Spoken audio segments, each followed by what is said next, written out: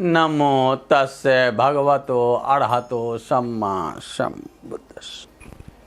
मैं professor Ramesh Prasad, dean faculty of Shraman Vidya, Sampurnanand Sanskrit university Varanasi तथा general secretary Pali society of India, आप सभी धम्म श्रोताओं को हृदय से वंदन एवं अभिनंदन करता हूँ।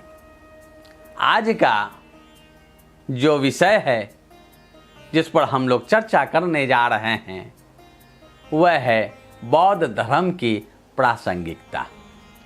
आज बौद्ध धर्म क्यों प्रासंगिक है, इस पर हम चर्चा करने जा रहे हैं। प्रासंगिक का अर्थ क्या होता है, पहले हमें इसे समझना पड़ेगा। हमारी जो समस्याएं हैं, जो हमारी समस्याओं का निदान कर दे, वह हमारे लिए प्रासंगिक है। वह प्रासंगिक व्यक्ति भी हो सकता है, वह प्रासंगिक धर्म भी हो सकता है, वह प्रासंगिक दर्शन भी हो सकता है।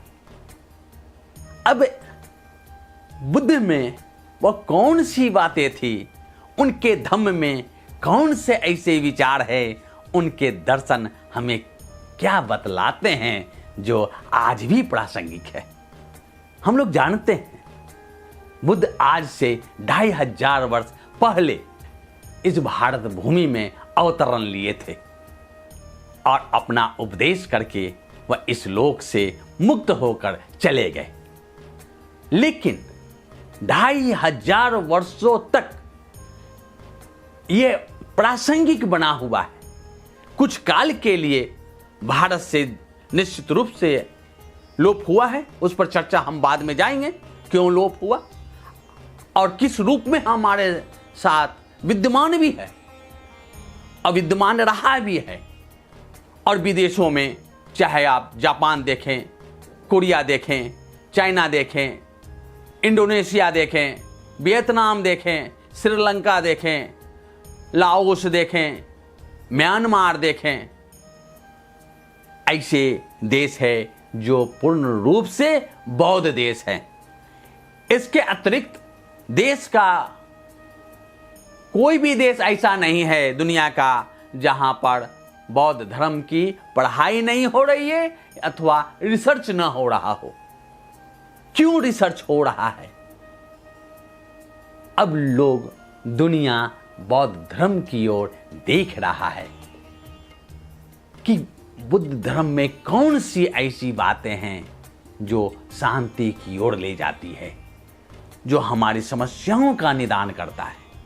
आज हम देख रहे हैं चारों तरफ हिंसा का बोलबाला है, व्यभिचार दिख रहा है, चोरियां दिख रही हैं। अब हिंसा में आतंकवाद हिंसा का ही पार्ट है, नक्सलवाद हिंसा का ही पार्ट है, और जो डाकू है, अनेक प्रकार के जो भिन्न भिन्न प्रकार की जो हत्याएं हो रही है, वह हिंसा का ही पार्ट है। चाहे वो धर्म के नाम पर हो, संप्रदाय के नाम पर हो, या व्यक्तिगत द्वेष का नाम। अब चोरी करते देखते हैं तो चोरी भी जो है वह केवल दूसरे का सामान नहीं चुराना है, यही एक चोरी नहीं है।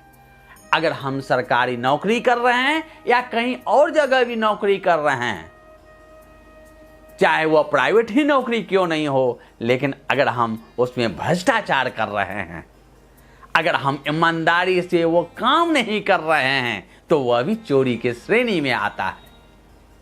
हम व्यभिचार कर रहे हैं तो व्यभिचार का अर्थ केवल बलात्कार ही नहीं है। अगर किसी के प्रति अगर बुरा भाव मन में जग जाता है, वह भी व्यभिचार के श्रेणी में आता है बुद्ध की दृष्टि में। तो मन में ही उसे नहीं लाना है। अब ये जो समस्याएं हैं, इन्हीं समस्याओं से अन्य बहुत सारी समस्याएं हैं। नशा की समस्याएं हैं जिससे परिवार परेशान है। तो ये जितनी भी समस्याएं हैं, उन समस्याओं का निराकरण बुद्ध धर्म में है, बुद्ध ने कर दिया है। क्योंकि ये समस्याएं एक दिन का नहीं है।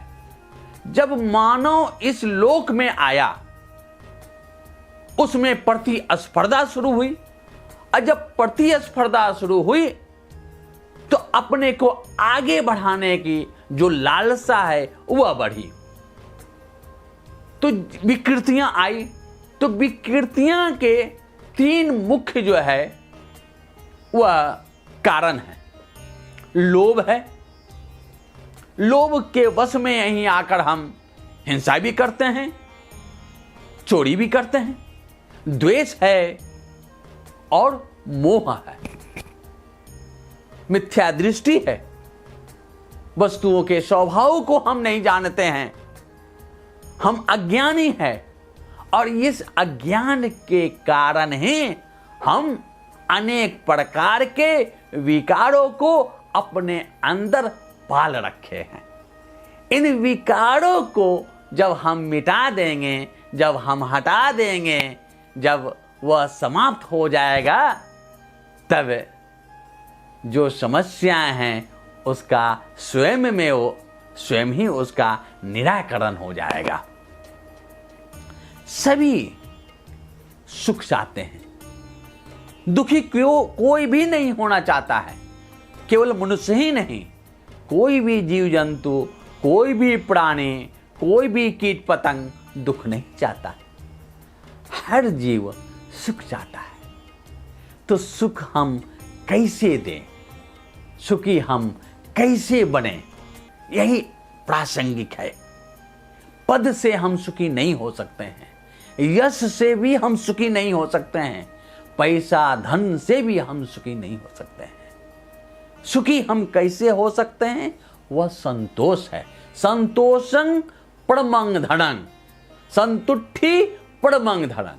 जो हमारी संतुष्टि है, जो हमारा संतोष है, उससे ही हम परम शांति को प्राप्त कर सकते हैं।